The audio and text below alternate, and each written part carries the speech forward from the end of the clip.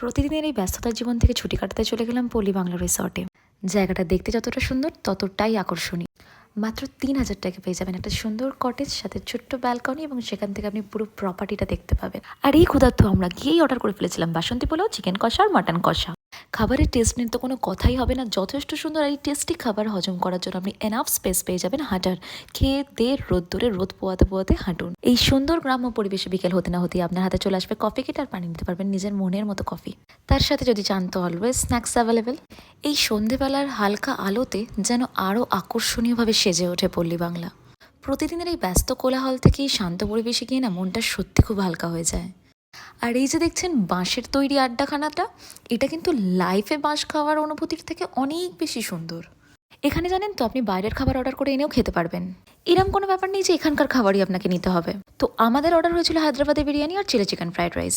দেন সকাল হতে না হতেই আবার ইনক্লুডেড ব্রেকফাস্ট ছিল অসাধারণ, এবং সেগুলো খেয়ে পেট ভরে যাওয়াটা খুব স্বাভাবিক। এত সুন্দর ফুল দিয়ে সাজানোর রিসর্টটা না, কিছু বলার নেই। উইকেন্ড হলিডেজের জন্য পুরো পারফেক্ট। ওখানে গিয়ে এনার সাথে মিট করতে ভুলবেন না কিন্তু, ইনি হচ্ছেন সবচেয়ে ক্ষুদে সদস্য।